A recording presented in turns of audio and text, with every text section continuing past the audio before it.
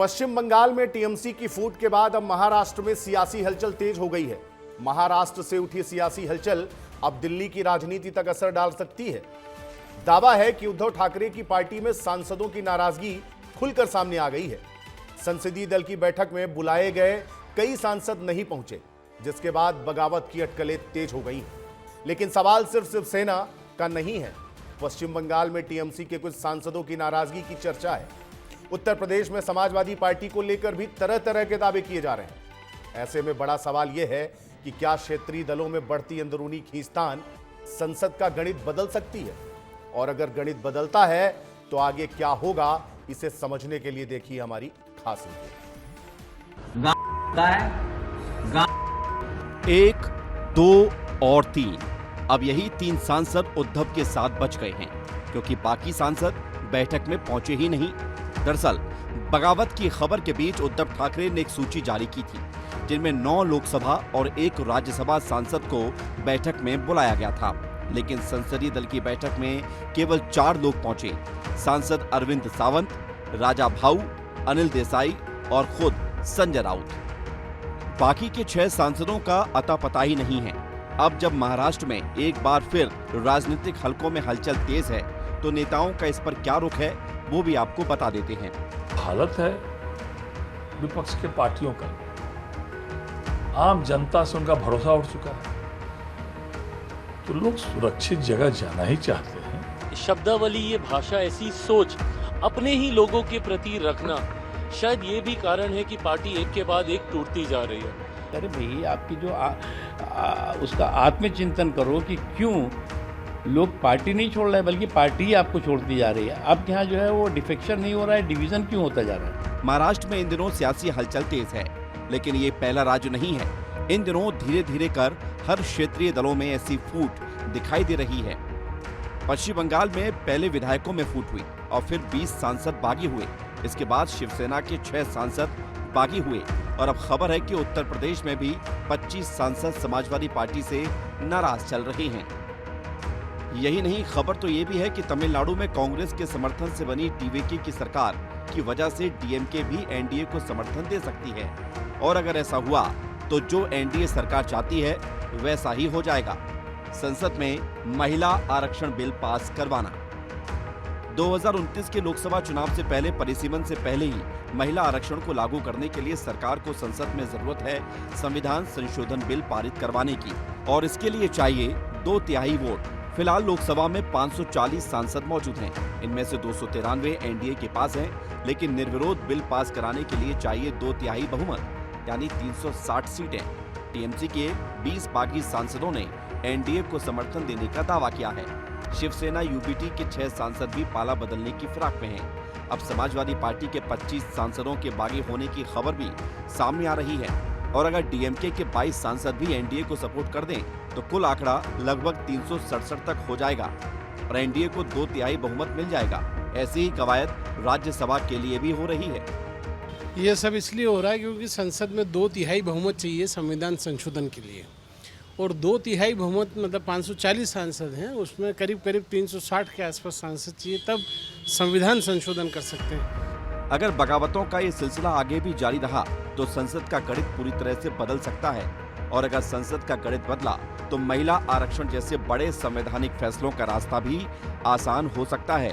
यानी लड़ाई सिर्फ दलों के भीतर की नहीं, बल्कि 2029 के चुनाव से पहले देश की राजनीति की दिशा और दशा तय करने वाली भी होगी। ब्यूरो रिपोर्ट, विस्तार न्यूज। गोविंद जी, अगर इसी तरह से क्षेत्रीय दलों के जो सांसद हैं पाला बदलते रहे तो फिर संसद में क्या कुछ होने वाला है, क्या लगता है? अभी आपने जो कहा कि गणित किस तरह से बदला है जी। मेरे ख्याल से तो मौजूदा दौर में जो चीज़ें हो रही हैं, तो मुझे लगता है हवा ही लोगों की सोच बदल देती है। आपको मालूम है, टीएमसी के बड़े बड़े दिग्गज नेता जो मुखालफत कर रहे थे मोदी सरकार की विधानसभा चुनाव के दौरान, वो सब आज छतरी के नीचे हैं, 20 के 20। आपको देखा कैसे। और हम देखें कि बीजेपी और कांग्रेस को छोड़कर जो बड़े दल हैं जिन्होंने बड़ा शेयर लोकसभा और राज्यसभा का प्राप्त किया, वो समाजवादी पार्टी 25 सीटें लेकर, 22 सीटें लेकर डीएमके और 20 सीटें लेकर टीएमसी। तो टीएमसी की तो पहले ही आमद हो चुकी है। और उधर 6 जो हैं वो भी नदारद बताए जा रहे हैं, नाराज बताए जा रहे हैं, या बागी हो सकते हैं, जो उद्धव की शिवसेना है उसमें। तो कुल मिलाकर कहा जाए तो एक बात कही जाती है कि सरकारी के 100 दरबारी चढ़ते सूरज को सब सलाम करते हैं, और ऐसे में हवा का रुख भांप कर लोगों की सोचें भी बदल रही हैं, जिनको जिस तरीके से आम जनता संसद में भेजती है जिस विचारधारा के साथ में, उस विचारधारा के कोई मायने नहीं रह जाते जब एक अकेला फैसला लेने वाला हो जाता है। यानी मैं बात कर रहा हूँ उन सांसदों की जो खुद अपनी मर्जी से बिना जनता से किसी तरह का मशवरा किए अपनी सोच बदलते हुए और पाला बदलते हुए और सत्ता का दामन थाम लेते हैं। तो इसके पीछे सत्ता की मलाई का सबसे बड़ा लालच है, इसमें कोई दो राय नहीं है। लेकिन आपको मालूम है कि मोदी सरकार के सामने भी चुनौती तब बढ़ गई थी जब लोकसभा चुनाव हुए थे पिछली बार, और 25-30 सीटें बीजेपी की बहुमत से कमाई थी, और इसके बाद कैसे टीडीपी और बिहार के जो मुख्यमंत्री थे उस दौरान के उनकी पार्टी का सहयोग लिया, तब जाकर उनकी समर्थन की सरकार बनी। ऐसे में अब बहुमत को और जुटाना, मजबूत करना, ये बीजेपी की अपनी स्ट्रैटेजी है जिसमें वो काफ़ी हद तक कामयाब हो रहे हैं। टीएमसी को उन्होंने तोड़ दिया है, और अब बारी दिख रही है कि वो डीएमके जो कांग्रेस से नाराज़ है क्योंकि उन्होंने किस तरह से समर्थन दिया है उनकी बागी पार्टी को जो सरकार में है तमिलनाडु में। तो कुल मिलाकर कहा जा सकता है कि चढ़ते सूरज को सलाम करते हुए तमाम सांसद नजर आ रहे हैं। कोई बड़ा काम नहीं है, ये तो एक ऐसी चीज़ है कि आप अपने सिद्धांतों से समझौता करके जनता की राय जाने बिना अपनी मर्जी, अपने फायदे और अपने मुनाफे के लिए आप पाला बदलते हुए दिखाई दे रहे हैं, देश देख रहा है। लेकिन मछली की आंख की तरह जो लक्ष्य है वो साधने में लगे हुए हैं प्रधानमंत्री नरेंद्र मोदी। आप देखिए कुछ दिन पहले उन्होंने बयान दिया, इसको हम लागू करके रहेंगे। 2/3 बहुमत जुटाने के लिए ही देखिए पहले दिल्ली से ये तोड़फोड़ की राजनीति शुरू होती है, और उसके बाद वो बंगाल में ना केवल ममता बनर्जी का किला ढाया जाता है, उनके सांसद भी ले लिए जाते हैं, और अब महाराष्ट्र में भी और उत्तर प्रदेश में भी ये कवायद जारी है।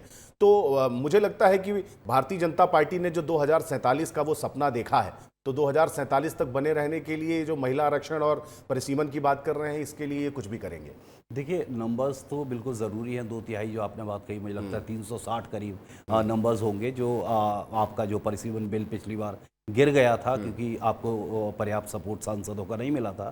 तो इस बार कोशिश यही है कि अगर ये पूरा जोड़ तोड़ अगर देख लिया जाए, उधर जो नाराज़ी चल रही है समाजवादी पार्टी के 25 सांसदों की भी, उनकी भी आमद हो जाती है।